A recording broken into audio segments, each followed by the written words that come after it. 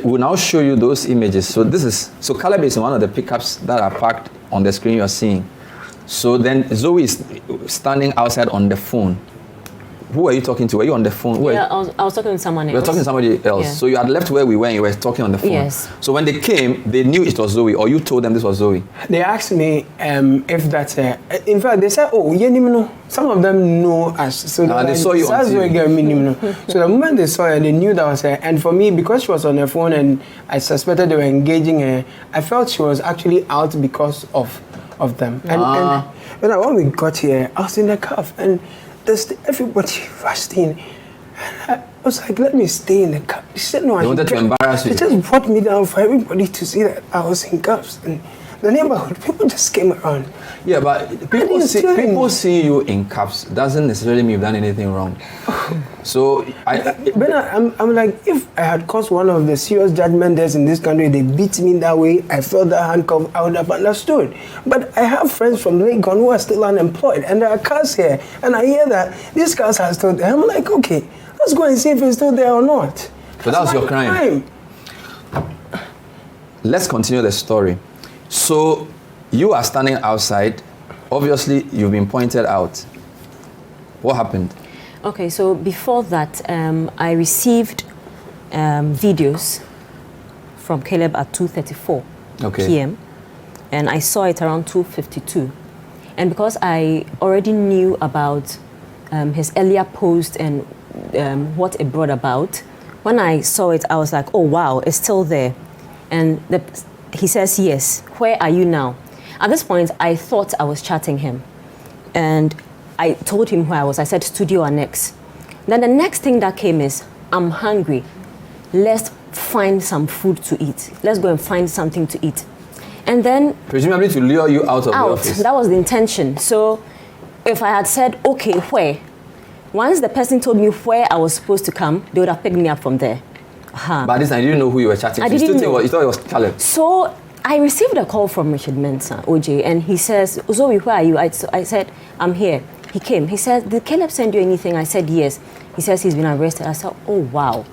And that is how come I was able to make sense of the message I received. Because Caleb and I are very good friends, even on social media. I mean, but not to the extent of, let's go and find something to eat. You get it? So that raised eyebrows. So I exclaimed, hey, where are you there? And he says, on my way to the office. And I said, okay, get here and let's talk. And the person says, okay. At this point, they realized that I didn't answer the way they wanted. So they called me using Caleb's phone. So the person calls and says, hey, I'm so-and-so, Director of Operations, National Security. We need you to come here now. And I said, come here for what? What is my crime? What have I done?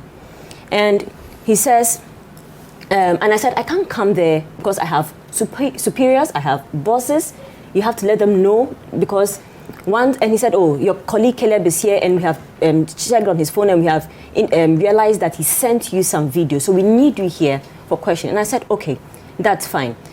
Let me get to my bosses and then I'll revert. The person was calm on the phone. He says, okay. So I hung up, called Richard Mensah. Why? He said, the people have called me. They use Caleb's phone. He says, oh, but these people, I told them DSP Azubu is dealing with me. So they should, deal with me on that level. So he says, call them back and tell them that I'll deal with DSP Azubu. So I called back. There was no response. I went to the cafeteria to eat. And that is when I met you and Samens there. So I got a call and then I walked out to the car park to receive the call. So I stopped eating. So it was at that point that I saw 3 police vehicles, top speed, coming. They just parked. There she is. Oh, no. And he just walked to me. Who is this he? Is there a policeman? No, he was plainclothed. Plainclothes, in mask as well. Yes, and he was the leader of the group. And he says, okay, I was the one chatting with you. I was like, okay, give me your phone. So he seized my phone immediately. He snatched your phone? Yes. Whilst you were standing outside? Outside. So I told the person, I'll call you back. I just hung up and he took my phone from me. Then I heard someone say, catch her, arrest her. And I was like, for what? Then I heard that... If it's the phone you're looking for, you have the phone. Okay. Then someone cocked the gun. I was scared at that point. He cocked the gun? Yes. I got scared at that point. And because I knew you and Samens were at the cafeteria, I immediately ran to the place. So they were chasing me there. So it actually chased me there. Someone had to use the back because he thought maybe I was going so that they'll catch me. So that is when I got there and Samen says I should sit down. And so he picked it up from there. And so that is what happened. Wow. This is still the point of view. We're trying to give you the story from our side, what happened, Caleb Kuda and Zoe Abu-Baidoo. So this is around 3 something. Yeah, this was around 3. So then, of course, viewers, we've explained to you that Samens, myself, Richard Mensah, and Anas Seidu went with Zoe in our vehicle to the national security place. So they drove back with you there. Yeah. Okay. Now, of course, when we got back there, you need to explain what happened, right? Okay. Because we went to Azugo's office and spoke to him. Yes. And after the discussion, it was our understanding that this is not anything serious. But he said you had to go to his superior before they would release you. Which was when they said that we should not follow. Because I was with some men walking with Zoe and they said, now Zoe has to go to the superior, which is the gentleman I believe you were with. So we're actually walking to the superior, and the others were calm. And then he said, why is she not in handcuffs? Who said this? This is the Colonel Ajimai I later got to find out, his name. Why is she not in handcuffs? Why is she? Follow me. So when you and some men were following, then he said, I don't want the others. Let the lady follow me alone. So then I moved, followed him. At this point, I had to keep calm and maintain my composure. And then I walked in there, and Caleb was seated there. They asked me to sit down. Details, my name, my contact, where I was coming from, timing, and all that. So I did that.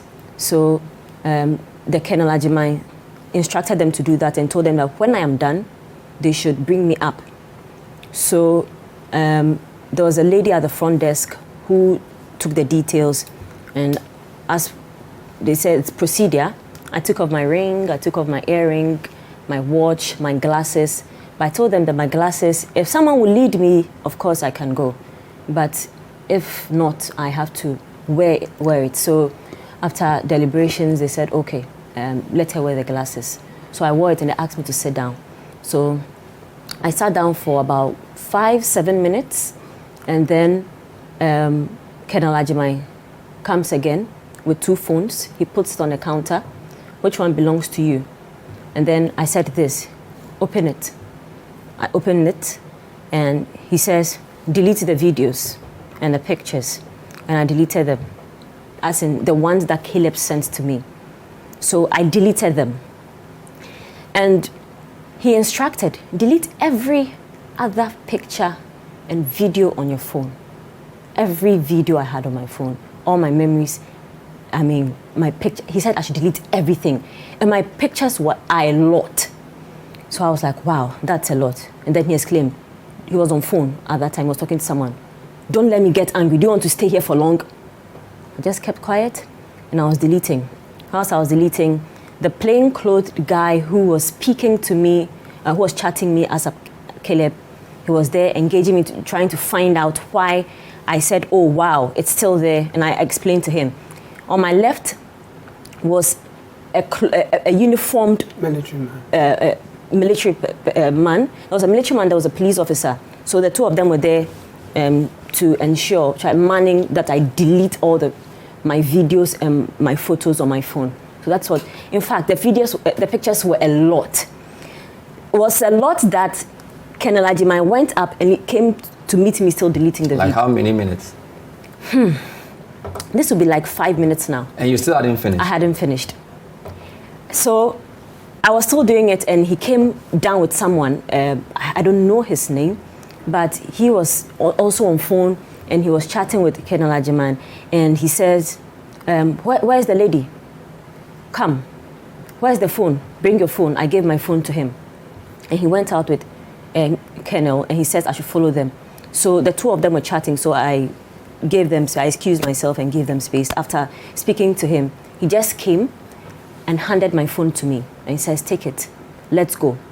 And so whilst we were leaving towards the car park where you and Samantha and Richard Mensah and Anas were, he says, where are you from? Are you also at Citi FM? I said, yes. Okay. So I asked him, I was ordered to delete everything. Should I still go ahead? Because I haven't finished. I still have few more pictures and videos to delete. He says, don't worry, let's go. And that's how you came out. So you spent a shorter time there. Yeah. As for you, nobody touched you? No, they didn't. They didn't touch me. Someone actually said, Caleb, they won't find inside, but lady no, or a fine lady into no, so. And you know the bravado when we're leaving, like one of the like spread, so like the car was in, they spread like just here and here, and they were teasing you, Zoe. They were teasing. They said the way you run, you can do national athletics and things. They were having fun, thinking they had terrorized the whole edifice, and that was the point, to show us a lesson that. Now at this point they had created a scene because they had created a scene. People, community members at the back, everybody was around. And when Samuel came to call me, Zoe, let's go. I had to be sure. I said, am I going in your car? Because what I had seen, I really got scared. And he says, of course. So I joined him in his car, and everybody was around. People watching. There are officers around. They had come out, and everybody was just looking at me. And I just entered the car and we left.